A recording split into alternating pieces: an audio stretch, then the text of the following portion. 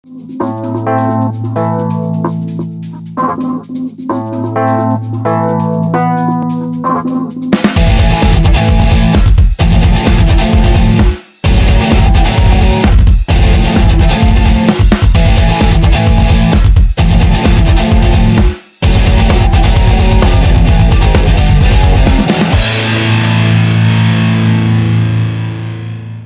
on va enchaîner maintenant, messieurs, si vous le voulez bien, avec la course des plus jeunes, celle des mini-verts, 65 et 50 cm3. Alors, ils sont 14 pilotes inscrits sur cette ligne de départ. On les voit déjà en train de s'apprêter. Le leader de ce championnat s'appelle Matteo Tournebise, numéro 51. Le voilà. Juste pour la précision, mon cher Philippe Velliot, dans cette catégorie, ça va de quel âge à quel âge? Je crois que c'est à partir de 7 ans, hein, il me semble. Oui, c'est de 7 à... Dans le micro. De 7 à 11 ans, il me semble. Oui, voilà, de 7 à 11 ans. Et contrairement aux aînés, ceux-là, ils vont courir donc pendant 15 minutes plus un tour. Un tour, oui. Voilà, et le départ, c'est dans 15 secondes exactement. Alors, on a vu, je ne sais pas si on a vu la liste des partants de cette catégorie. En tout cas, c'est parti pour cette deuxième manche, donc des mini-verts 65-50 cm3 avec, on l'a dit, un leader qui s'appelle Matteo Tournebise et c'est le numéro 51. Alors forcément là on n'est plus dans le ça roule moins vite, les cylindrées sont moindres, mais quand même à cet âge là déjà manœuvrer aussi bien, être aussi à l'aise, bon c'est chapeau quand même, hein. Il y a quand même, c'est jeune mais on sent qu'il y a de la pratique, des jeunes qui ont commencé cette pratique très très tôt. On peut la commencer à quel âge, la pratique du motocross, Philippe? Le motocross, à partir de 4 ans, on peut commencer à monter sur des motos dites éducatives. Après, en fonction des tranches d'âge, on passe le guidon bronze, d'argent, or. Après, on peut courir dans les catégories respectives. Les différences d'autoise, évidemment, sont importantes puisque vous pouvez trouver un petit jeune à 7 ans qui a un gabarit de gars de 10-11 ans. C'est un petit peu le côté de Grondin-Quentin dans notre catégorie qui est très très grand. Et bon, ils sont plus ou moins avantagés et c'est surtout au niveau force physique et capacité physique que ça a joué. À cet âge-là, ce sont des jouets, ils s'amusent, c'est très ludique. Et en même temps, ils rêvent tous de devenir champions du monde. Donc ils se retrouvent un petit peu dans les courses, dans les champions, dans les Pascal d'Orseuil par exemple, qu'ils adorent, qui se idolâtrent en regardant la télé, en regardant les courses. Et ça les motive. Donc Tournebise fait partie des petits champions de demain. Ils sont 2-3 comme ça et c'est très bien. Tournebise Matteo, donc qui est le leader actuel donc, de ce championnat en 65 cm3.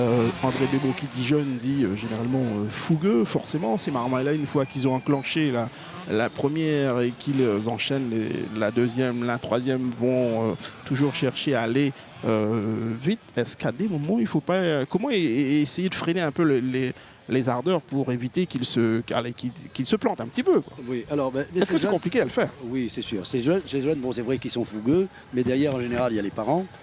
Après, si on prend un cas spécial, on va dire, si on veut parler de Xavier Casal, bon, il avait un gars comme Pascal qui, au départ, quand il a commencé, était avec lui et qui lui a donné les bonnes bases. Le problème aujourd'hui, c'est que quand les jeunes commencent, souvent, ils n'ont pas de base.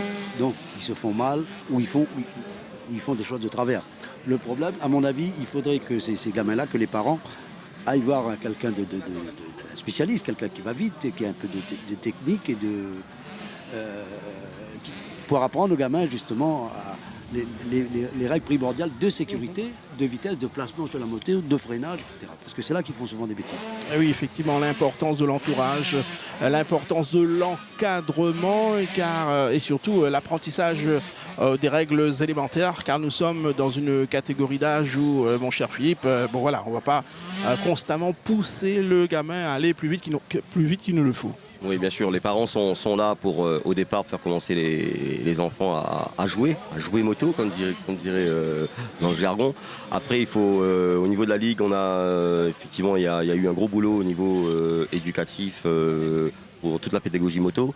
Aujourd'hui, il y a des formateurs, donc ce sont les champions d'aujourd'hui, en l'occurrence Pascal par exemple, Alex Chanmanan, moi-même, donc Puis nous avons suivi des cours pour pouvoir être brevet fédéral et aider ces petits jeunes à avoir de bonnes bases, de telle façon qu'ils aillent plus vite que nous demain, qu'ils se fassent pas mal et qu'ils continuent à faire leur sport le plus loin possible.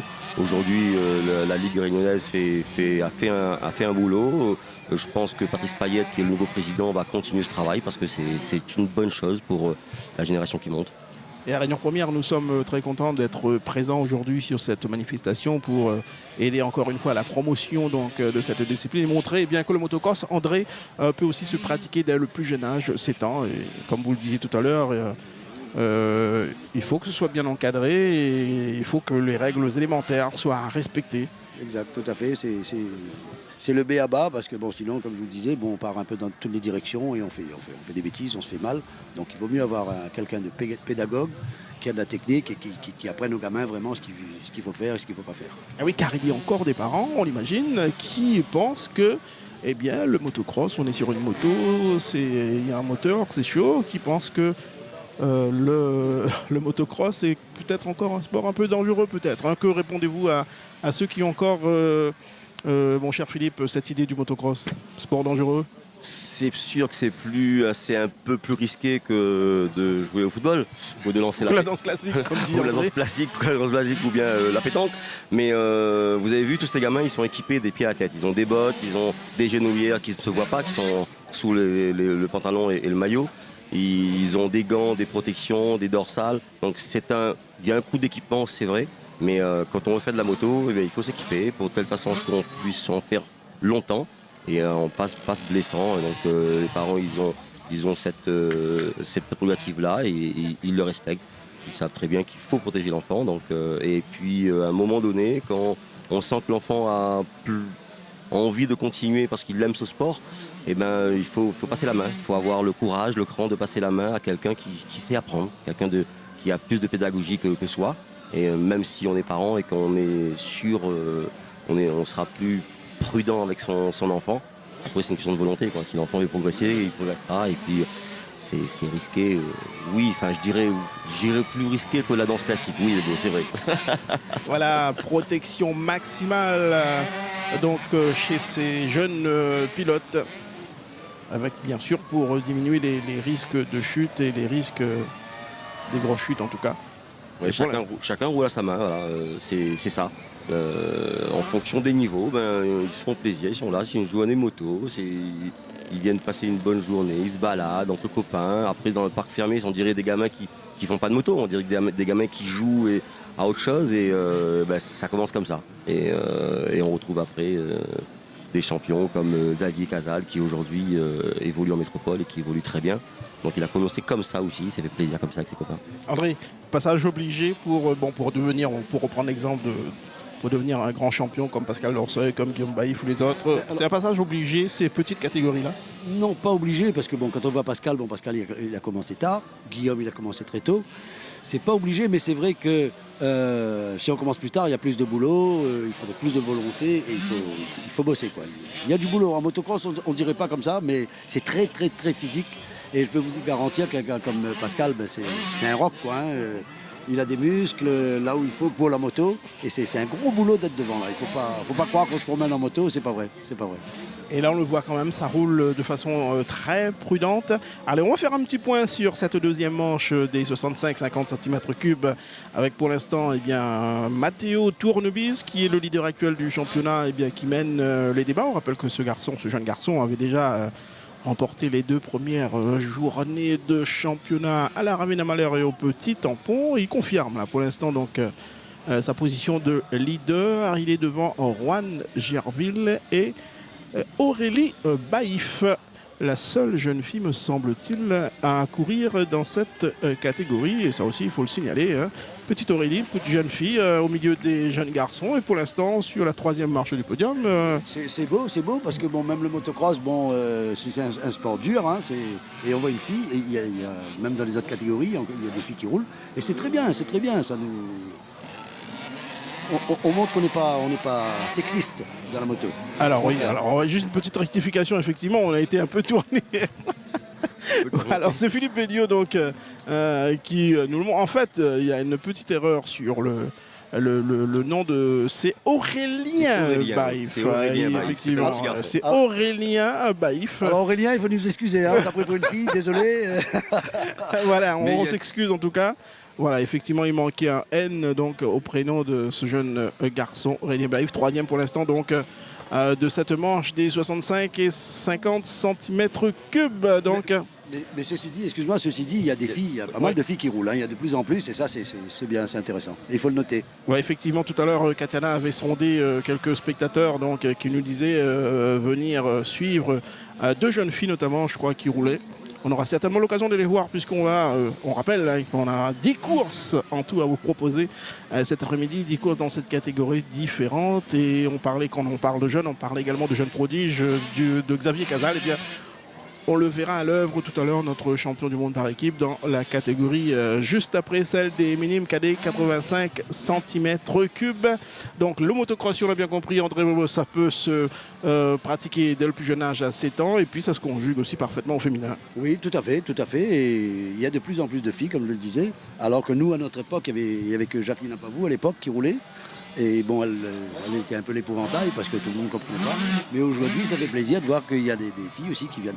D'ailleurs, on a failli avoir aujourd'hui Livia Lancelot, qui est championne du monde, Effectivement. qui a failli venir. Bon, dommage parce que ça aurait été très très beau, du gros spectacle. Et je pense qu'elle n'aurait pas été loin d'un Pascal Danseuil ou d'un Guillaume Baïf. Nous, ça nous aurait fait rigoler qu'elle soit devant. Bon, ce sera peut-être pour la prochaine fois. Oui, ça nous aurait fait rigoler. Philippe Véliot, bon, je disais, vous êtes des anciens champions de motocross, vous êtes des personnalités connues, reconnues dans ce milieu de la moto. Qu'est-ce qui a changé entre, allez, je vais pas être trop méchant, entre l'époque, pas si ancienne que ça, où vous rouliez, et aujourd'hui, qu'est-ce qui a fondamentalement changé? Beaucoup de choses ont changé. Les motos ont énormément évolué. Avant, effectivement, les motos étaient beaucoup moins suspendues, les moteurs étaient beaucoup moins bien. Mais les pilotes n'étaient pas forcément où on était doué ou pas, et puis ça aidait beaucoup. Aujourd'hui, il ne suffit pas d'être doué, il faut aussi énormément bosser. Donc à l'époque déjà avec Bebo, on faisait pas mal de sport et pas mal de sacrifices. Aujourd'hui, pour rouler devant, il faut en faire encore plus. Et il y a beaucoup de choses qui ont changé. Après, aujourd'hui, le mauvais côté de la chose, c'est pas trop au mérite. Les parents ont envie de faire plaisir aux enfants, donc ils donnent la dernière moto, les derniers équipements. Et si c'était au mérite, comme à l'époque, je pense que les résultats auraient été meilleurs. Ça aurait obligé les jeunes pilotes à se surpasser. Et Pascal, lui, bon, il a faim, quoi. Il a toujours eu faim et il n'a pas été très on va dire aisé au départ, et c'est vrai que quand c'est comme les boxeurs, quand on les sort de la rue, il a plus faim que s'il sort d'un milieu bourgeois, et c'est un peu pareil pour tous les sports. Et c'est vrai qu'aujourd'hui c'est un petit peu trop facile, mais ils ont du mérite parce que ça roule très vite. Ça roule très vite, c'est très physique, et 15 minutes quand même de course pour ces garçons-là, ces jeunes garçons-là, âgés entre 7 et 11 ans, ça demande énormément de volonté, de détermination aussi pour ces garçons-là, André. Exactement. Ils ont du mérite et je suis sûr que le soir, après une journée d'entraînement, chez eux, ils doivent être très calmes. Ouais, on a une petite... En fait, on s'est rendu compte dans la liste des engagés qu'il y a un petit nouveau qui a fait sa première course aujourd'hui. C'est le petit Magno Léo, numéro 77. Et c'est un nom qui nous parle puisque c'est quelqu'un qui a fait de la moto, qui a toujours été dans le milieu moto, et on le salue. C'est très bien de commencer, et qui plus est sur une petite course comme ça, très sympathique, ça doit lui faire énormément plaisir. Ouais, ça veut dire que c'est une passion qui se partage de père en fils, ou de père en fille, ou de mère en fille, hein, c'est bien. C'est une belle passion, en tout cas le motocross, et quand on voit ces gamins de 7 à 11 ans le pratiquer de façon si belle, on se dit que c'est une spécialité qui a encore de très très beaux jours devant elle. Voilà les derniers instants de cette deuxième manche avec toujours Matteo Tournebise. Qui se lève, qui se met debout de moins en moins, donc il est un peu fatigué là, hein. Ça commence à peser. Mais il sort encore la jambe dans les virages, donc c'est l'école, il récite sa leçon. Il a un beau style, il s'applique, on voit qu'il s'applique. Et il n'y a pas de secret, c'est pour ça qu'il est devant d'ailleurs. Hein, alors à quoi voit-on, André, justement, à quoi voit-on le style prometteur du futur champion, du futur grand? Tout simplement, on voit le gars qui s'applique, qui se met dans la bonne position pour les virages, qui sort la jambe comme il faut, qui se met debout dans les freinages, dans les trous, etc. Et c'est là qu'on voit que le gamin, il s'applique, quoi. Il s'applique, et quand on s'applique, généralement, on fait les choses bien. Et on progresse. Comme c'est bien dit, hein, Philippe. Ouais. Et c'est beau. Hein, c'est l'école de la moto. Moi, j'aurais tendance à dire, vous allez dire que je suis chauvin, mais la moto, c'est l'école de la vie. C'est vrai, c'est un peu vrai, c'est un peu vrai.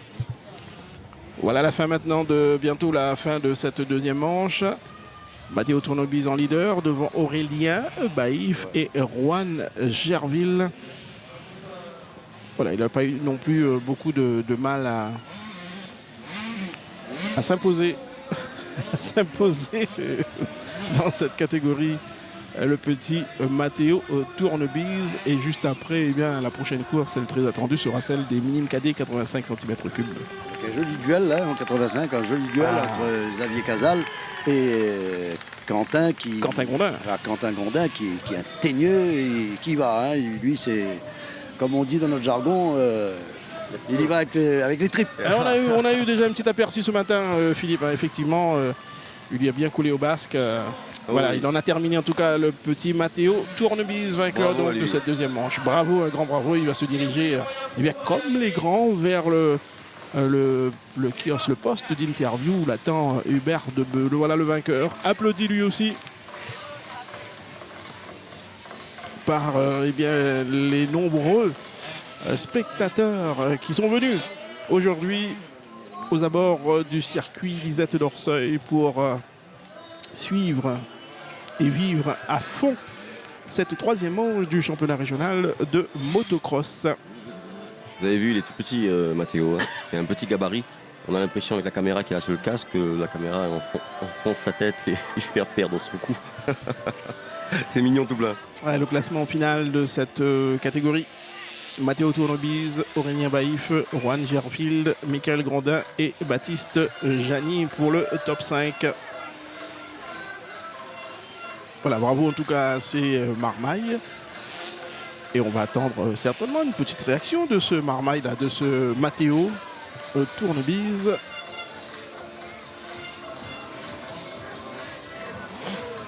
Et voilà donc les premiers de cette catégorie 65-50 cm3. Et on le voit également sur ces images, Philippe Véliot, le spectacle est sur la piste, sur le circuit. Le spectacle est également aux abords du circuit. Comment expliquer que le motocross reste attractif, toujours énormément de monde aux abords des pistes. Ça reste un sport très très populaire, très attractif. Le Réunionnais, il aime le sport mécanique, donc là, il y a le côté mécanique, c'est vrai. On aime jouer dans la terre, tout petit, donc c'est un petit peu le propre des enfants, tels qu'ils sont. Et là, ils viennent s'amuser entre copains, ils jouent dans la terre. Et regardez-les, donc ils sont très disciplinés, ils se félicitent, ils se congratulent. Mais il y a quand même de la rivalité, donc on voit les premiers de la catégorie. Donc il y a le 94 qui est là, le 44 Gondin Michael, il y a le petit Kawa. Voilà. Ah ça y est. Matteo Tournebise, vainqueur de cette manche. Au micro d'Hubert Debeu, notre collègue de la radio. Eh oui, Matteo qui vient d'enlever son casque. Il a même une caméra sur le casque. Ça sert à quoi? C'est pour filmer et au moins on peut regarder tout, on peut analyser la piste. Tu analyses déjà les courses à ton âge. Comment tu analyses cette deuxième manche? Je trouve qu'elle était super bien. Le terrain n'était pas glissant. Merci à toute l'officielle d'avoir fait tout ça pour le terrain. Il y a de la concurrence là dans votre catégorie? Oui, il y a des 65, 50 et je me suis bien amusée. Tu fais du motocross depuis combien de temps? 5 ans. Qu'est-ce qui t'a intéressé dans ce sport? Au tampon, quand j'étais petit, je suis partie aller voir une course et ça m'a donné envie d'aller faire de la moto. Tu regrettes pas? Non. Là, tu espères la victoire là, dans la dernière manche? Oui. On ne sait jamais rien. Tout peut se passer. Tu es motivé en tout cas? Oui.